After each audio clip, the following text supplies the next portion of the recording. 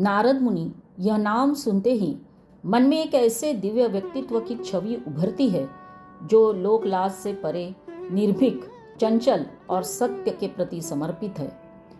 उन्हें अक्सर एक संदेशवाहक, देवताओं और असुरों के बीच सेतु और घटनाओं के सूत्रधार के रूप में देखा जाता है। परंतु यदि ये आधुनिक दृष्टिकोण से देखा जाए तो नारद मुनि को ब्रह्मांड का पहला पत्रकार कहा जाता है। एक ऐसा संवाददाता जो हर लोक में विचरण करता है, सूचनाएं एकत्र करता है और उन्हें उचित स्थान तक पहुंचाता है। आज नारद मुनि जयंती है और हम सब उनको प्रणाम करते हैं। नारद मुनि का व्यक्तित्व केवल धार्मिक कथाओं तक सीमित नहीं है, बल्कि वह संचार, सूचना और समाज के बीच के गहरे संबंध को भी दर्शाता है। उनके पास न कोई अखबार था, न कैमरा, न ही कोई डिजिटल माध्यम, फिर भी वे हर घटना से अवगत रहते थे। उनकी रिपोर्टिंग का तरीका भी अनोखा था। वो केवल सूचना देने तक सीमित नहीं रहते थे, बल्कि उस सूचना के प्रभाव को भी समझते और कभी-कभी उसे दिशा देने का कार्य भी करते थे। यदि हम पत्रकारिता के मूल तत्वों की बात करें तो सत्य की खोज, निष्पक्षता और समाज को जागरूक करना, तो नारद मुनि इन सभी गुणों के प्रतीक थे। वे देवताओं के दरबार में भी जाते थे और असुरों के बीच भी। उनके लिए कोई पक्ष या विरोध नहीं था। उनका उद्देश्य था संतुलन बनाए रखना और ब्रह्मांडीय व्यवस्था को सुचारू रूप से चलाना। यही कारण है कि उन्हें केवल सूचनावाहक नहीं बल्कि घटनाओं के उत्प्रेरक के रूप में भी देखा जाता है। नारद मुनि की एक और विशेषता थी उनकी निर्भीकता। वे किसी भी राजा, देवता या असुर के सामने बिना डरे अपनी बात रखते थे। आज के समय में जब पत्रकारिता कई बार दबाव और पक्षपात के आरोपों से घिरी रहती है, नारद मुनि का उदाहरण एक आदर्श प्रस्तुत करता है। वे न तो सत्ता से डरते थे, न ही जनमत से प्रभावित होते थे। उनके लिए सत्य सर्वोपरि था। उनकी संवाद शैली भी अत्यंत प्रभावशाली थी। वे जटिल से जटिल बात को सरल और रोचक तरीके से प्रस्तुत करते थे। उनकी वाणी में एक ऐसा आकर्षण था कि लोग उनके बातों को ध्यान से सुनते और उस पर विचार करते थे। यही गुण एक सफल पत्रकार की पहचान होती है। केवल सूचना देना ही नहीं, बल्कि उसे इस तरह प्रस्तुत करना कि वह लोगों के मन में प्रभाव छोड़े। हालांकि नारद मुनि को कई बार कलह प्रिय भी कहा जाता है।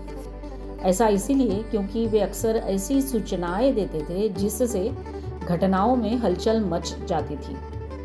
लेकिन यदि गहराई से देखा जाए तो यह कलह नहीं, बल्कि परिवर्तन का माध्यम होता था। वे उस सत्य को सामने लाते थे जो छिपा हुआ था। उनकी बातों से जो घटनाएं घटित होती थी, वे अंततः किसी बड़े उद्देश्य की पूर्ति करती थी, धर्म की स्थापना और अधर्म का विनाश। उदाहरण के लिए कई पौराणिक कथाओं में नारद मुनि के हस्तक्षेप से ही घटनाओं की दिशा बदलती है। वे कभी किसी राजा को चेतावनी देते हैं तो कभी किसी देवता को सच का आईना दिखाते हैं।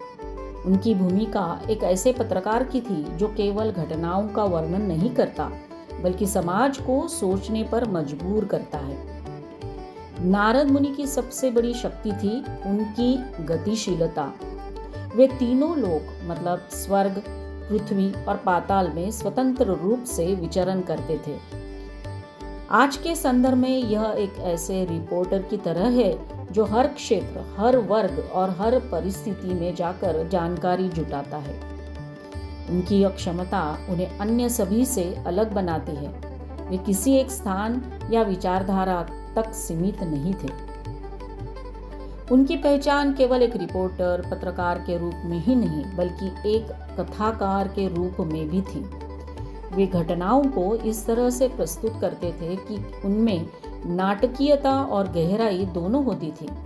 यही कारण है कि उनकी कथाएं आज भी जीवंत और प्रासंगिक लगती है। वे जानते थे कि केवल तथ्य पर्याप्त नहीं होते, उन्हें प्रभावी ढंग से प्रस्तुत करना भी आवश्यक होता है। आज के डिजिटल युग में जब सूचनाओं की बाढ़ आई हुई है, नारद मुनि की शैली हमें यह सिखाती है कि गुणवत्ता और सत्यता का महत्व क्या है। हर सूचना को साझा करना आवश्यक नहीं होता, बल्कि यह देखना जरूरी होता है कि वह समाज पर क्या प्रभाव डालेगी। नारद मुनि इस संतुलन को बखूबी समझते थे। इसके अलावा नारद मुनि का जीवन यह भी सिखाता है कि एक सच्चा रिपोर्टर केवल बाहरी घटनाओं को नहीं बल्कि आंतरिक सत्य को भी समझता है। वे केवल यह नहीं बताते थे कि क्या हो रहा है, बल्कि यह भी समझाते थे कि क्यों हो रहा है। उनकी दृष्टि गहरी और व्यापक थी। नारद मुनि का नारायण नारायण का जाप भी उनके व्यक्तित्व का एक महत्वपूर्ण हिस्सा है। यह केवल एक मंत्र नहीं, बल्कि उनके कार्यों का आधार था। यह उन्हें संतुलित, शांत और केंद्रित रखता था।